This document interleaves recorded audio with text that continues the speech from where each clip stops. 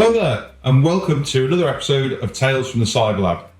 In today's episode, we're going to be chatting to Jon Hope from Sophos, who joined us on in the previous series.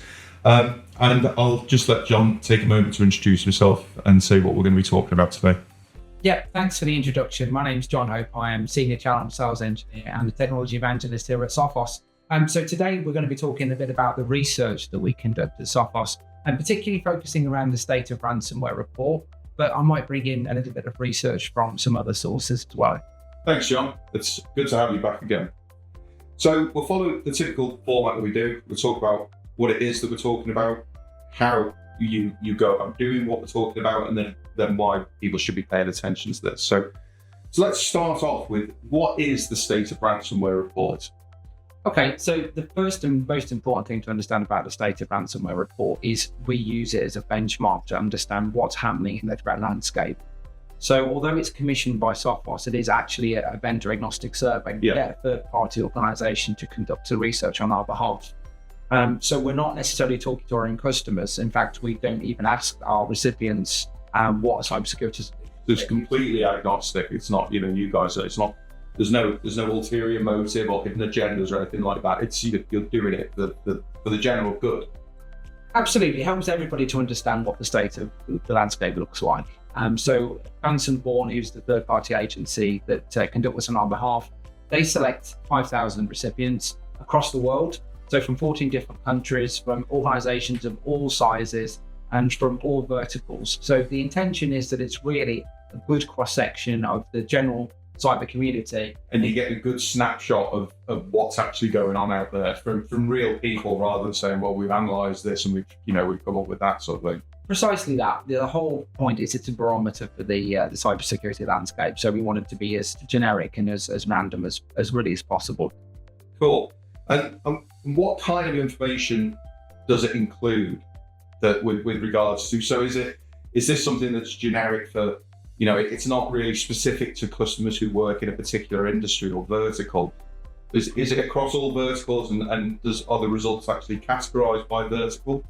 They are. So we do want to know a bit about the organization size. We want to know a bit about the vertical that they're in, but only so that we can group that data back effectively. Yeah. So as well as there being a general State of Ransomware report, which is a report of all the findings, you will, for example, be able to find a State of Ransomware report that is specific to education, let's say, or okay.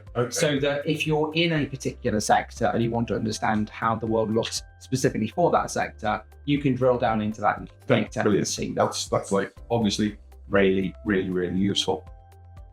Does it include stuff like who amongst these different verticals, if you've got the ability to sort of differentiate that data, does that then allow you to sort of say, well, these people seem to be more likely if they're an education organisation or if they're a financial services organisation? Not saying that those ones in particular, I'm not singling anyone out and just picking names at random, but does that allow you to be able to see the level of the level of incidents that are occurring in those different verticals?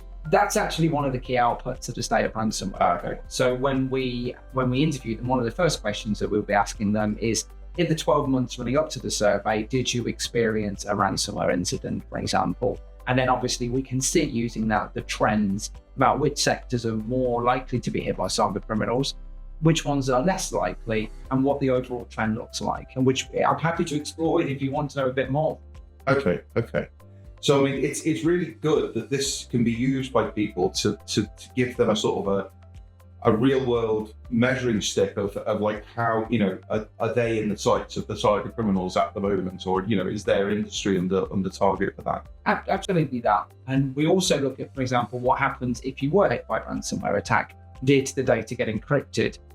Did you pay the cyber criminals? Did you recover using a backup? How did the cyber criminals start their attack?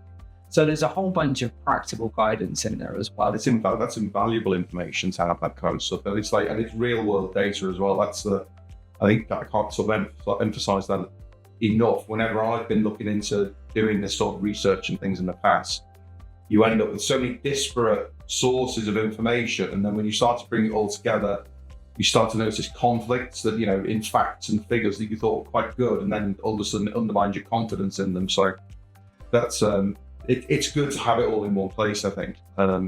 Does it also include the likely cost of incidents? Because this is something that I'm trying to raise awareness of as part of these podcasts.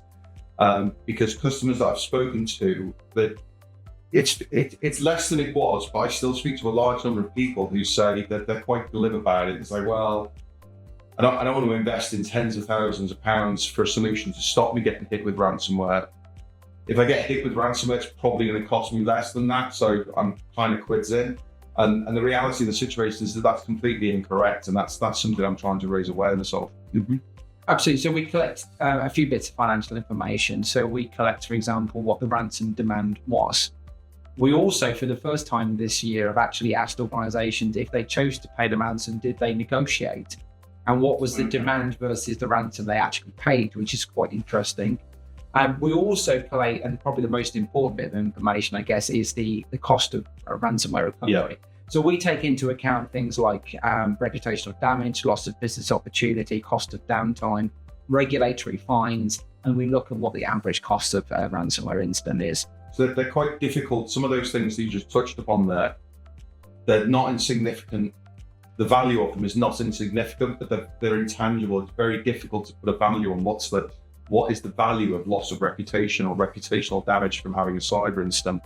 Indeed, but these are critical factors in the cost of a ransomware incident. So we do our best. You're right, they aren't intangible, but we do our best to quantify that number. Well, I would imagine with the data set that you've got, then it's probably, you're able to look at it in a bit more detail than it being completely intangible. All right, that's brilliant. So let's move on to how you actually go about creating it. So you already mentioned that this is conducted on behalf of Sophos. So it's not something that Sophos goes out and says, hey, customers, I want to hear just from my customers. So do you want to tell us a little bit more about the company that conducts this on your behalf, just for the people at home? Absolutely. So Vance & Border are a well-known market research analyst company. This is what they do. So this is why we go to them. Yeah. For one, they're independent, but also they have plenty of experience in doing it. So they use their own methodology to select the audience and then conduct a survey, which we then receive the information from. So what we get back from them is a questionnaire that includes size of organization, country, vertical, and then answers to all the questions about, did you experience an incident? Did the data get encrypted? So on and so forth. Yeah. And then it's our job to piece it all together and then to start to extrapolate the trends and understand in more detail what the data is actually telling us. Okay. So and you touched upon something there that I just kind of want to reinforce. It's independent. So it's not often that you'll see a vendor who is in a competitive market doing something independently that's not just for their benefit, but it's really for the benefit of all. I kind of think that's quite special personally, and it's one of the things that sort of Sophos stands out in my mind, that you know, it's almost a bit selfless sort of thing, or altruistic almost. But yeah, and it's all about the data. That's the important thing. It's not about customer names or customers and things like that. It's about getting this data so that we can then use that to combat this growing threat, which, you know, as we'll touch upon in a bit, is still getting worse. It's just, you know, you think as fast as they develop countermeasures and stuff, the attackers change their attack. And I did hear at InfoSec this year that someone said that it's the old cat and mouse game of the attackers versus the defenders. And with the advent of generative AI and stuff like that, the attackers are actually better at it than the defenders. And it's, you know, we're starting, it's potentially a losing battle, but I think that's at any given state, because it's a constant cat and mouse game. I certainly hope that's not the case, but the reality is that it is effectively an arms race here. That's absolutely true. If you want to understand a bit more about some of the cyber criminal techniques and tactics, it's probably worth also referencing another set of surveys that we produce as well, which is the Active Adversary Report. Right. So when the State of Ransomware Report is produced annually, the Active Adversary Report we do once every quarter. And the Active Adversary Report is actually more first-hand evidence from Sophos. Right. So our products feed information back to us about the types of attacks that they've seen and how they've been blocked.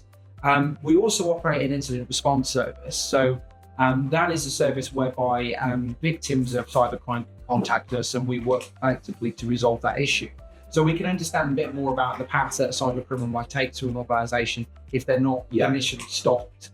And we also support through our managed detection and response service now in excess of 22,000 organizations worldwide. So we're getting all their telemetry from their network, understanding exactly what's going on. Of course, that gives us lots of information about the kind of techniques and the speed that cyber criminals operate at. So that's not so much survey, more first-hand evidence, but the two data sets are actually quite complementary. Yeah. Certainly when I spend time doing presentations, I will often blend bits of information. I can imagine that that's quite a powerful message to take with those two separate pieces of information, but then when you bring them together, especially in a forum that you're presenting at, it just makes it real. I think it makes it a bit more sort of realistic and relevant. Okay, so I mean, this is something that we do annually, isn't it? Or the Sophos do annually. The State of Ransomware report. Yeah.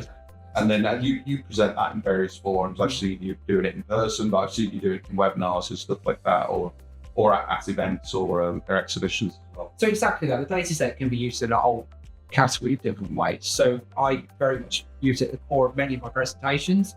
The white paper is also available in its raw format for organizations to read. Then we also do webinars as well now to present. And it's one thing to look at the data, but sometimes it requires a little bit of commentary around that data to put into context. It can be overawing a little bit when you look at it. It's sort of, I don't quite know how to interpret this for me personally and how this is going to affect my business.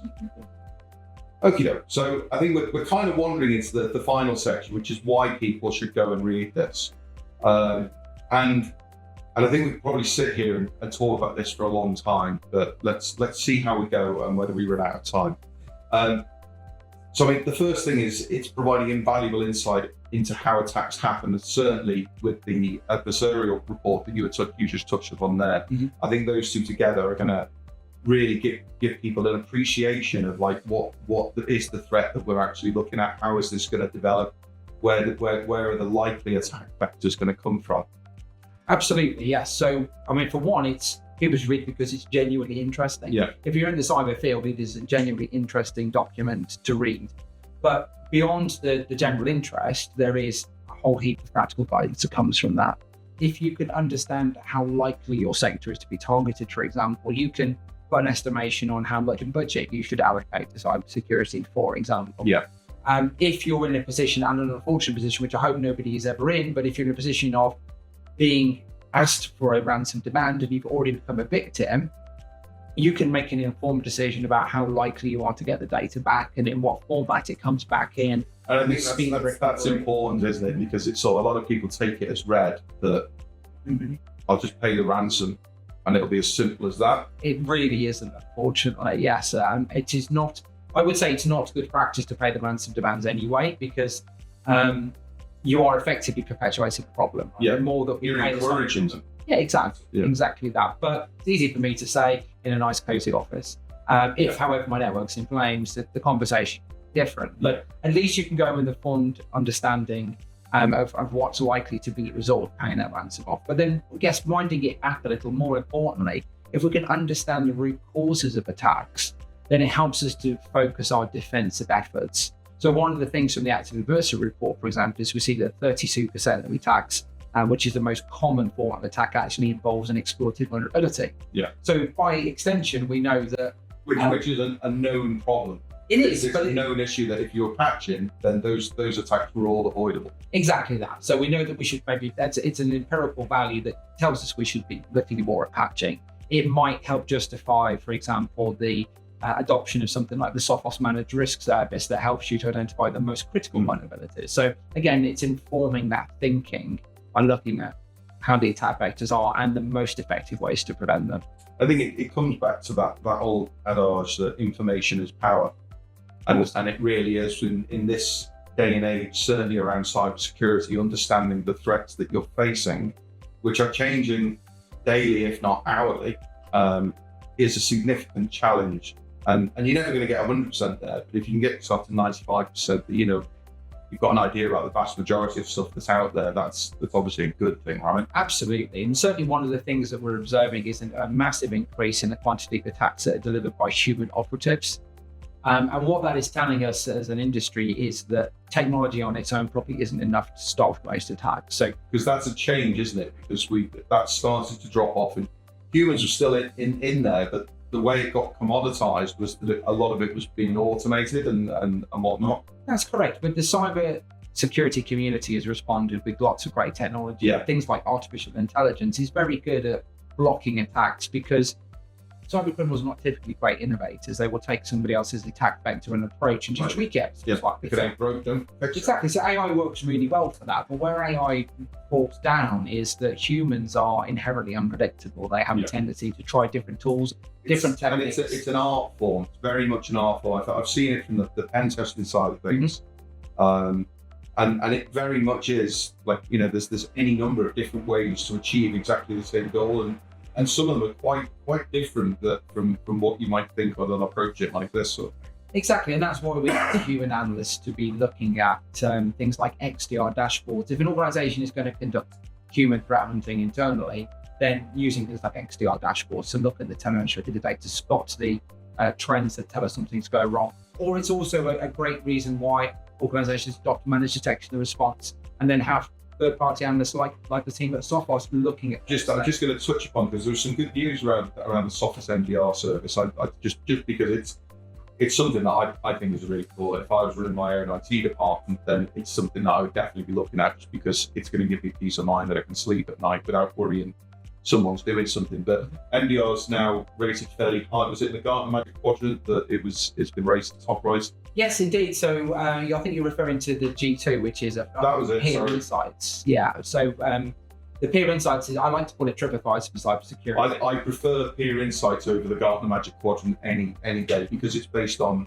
the techies who are out there actually reviewing it and giving an honest opinion. Exactly that, and we've got that double accolade of being the highest reviewed and also the most frequently reviewed as well. So that's a great combination.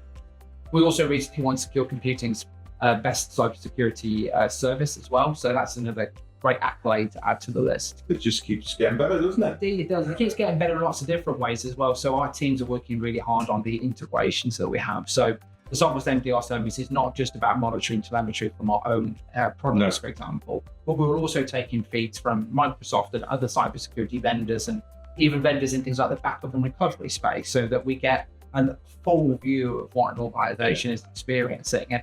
And take backup and recovery, for example. So 94% of attacks involve us either going after a backup. Yeah. It's usually the first thing they do. So it's like the canary in the coal mine. It's the get out of jail card, isn't it? That's the only true or real get out of jail card that you've got in defense of ransomware. That if you've got good local backups that are being taken reliably every day, then you can just black everything. You have to take things down for a while, but you're already down. But it means you can get back up and running very quickly if you invested in a good backup solution. It did, absolutely. And the cybercriminals know that, which is why they will often go after the backups, and sometimes in slightly unusual ways. So the logical thing is obviously deleting the backup, but sometimes cybercriminals will steal the admin credentials and then change the passwords. So the organization is locked out of their own backups, even though they're there, they're unusable. So all those things are case-creating events that allow us to start an investigation. We can tell very quickly that an organisation is about to have a problem, because the backup is typically the first thing that cybercriminals have gone after. It's interesting. I hadn't heard that. Anyway, we're not supposed to be plugging Sophos NDR. I try not to do that with no, it's not your fault. I steered you onto it. So let's go back to the why people should be looking at this ransomware report, the State of Ransomware report. And we touched upon this earlier, but understanding the risk to your sector. Cyber risk management is without doubt one of the big things people are going to be talking about this year and next year. Absolutely. Because people have been aware of it for a while, but it's now people are starting to get it, that it's like, oh, hang on, it's not just that the risk isn't just that the network breaks or something like that. There's a multitude of different things, some of which are fairly benign and you don't really need to worry about them. Mm-hmm. But some of them are really complex, and you need to be seriously thinking about how do we mitigate against this, and backup being one of the obvious ones to mitigate against ransomware. But being able to build a business case to get the investment to start doing that, because this stuff can be quite time consuming, you might not have the skills in-house to do it. Mm-hmm. So the ransomware report, the State of Ransomware report, can really help to build that business case, because if you're in one of the sectors that empirically showing the attacks against this type of customer are on the increase, that's something that's going to be really useful to help you build your business case, isn't it? Absolutely it is, yeah. And coming on to manage risk and that aspect, it becomes more relevant in some sectors than others. So the sector which is typically attacked most with an exploited vulnerability could be energy, oil, gas, utilities, but you can kind of rationalize that because that sector would typically be relying on legacy systems that they probably can't update for other operational reasons. Yeah. But then you look down to education, they're the next most likely. And education typically unsuccessful at maintaining a secure estate because they simply don't have the time to be able to carry out patching. So that would lead you towards looking at some sort of managed vulnerability service that then tells you as an administrator, rather than just give you a laundry list of things that need patching, what is actually being exploited in the wild, which are the high impact vulnerabilities, where should you focus? Where should you focus to make sure that you're getting the biggest bang for your buck. Exactly. And that kind of brings us talking around costs and stuff like that again, the State of Ransomware report, with the fact that you've identified by sector and by customer size, the information that it's got in there around the typical costs of ransomware incidents, again, this is something that's really useful to build business cases to say, look, we really need to be doing this. The cost isn't just a couple of grand to get the to pay the ransom. It's all of this other stuff, which then, when we're looking at a solution for £15,000, for example, and we say, oh, paying the ransomware would be £5,000. This will give you, again, that empirical data and that justification to say, hang on a second, we need to change our perception of this, because it's not just as cut and dried as we pay that and everything will go back to normal. There's massive damage will have been done both internally and externally. Absolutely, yeah. And we give you a shortcut to those statistics. So as I said, in most sectors, there is a State of Ransomware report specifically for that sector. So you can look at that and see what is the cost and what is the common attack vector in my sector. So we get you to the good stuff that's most relevant to you as an organization. Yeah. Right, well, that's about all we've got time for today. Jon, thank you so much for coming in. Again, it's always a pleasure. I know how busy you are, so I really appreciate you taking the time out.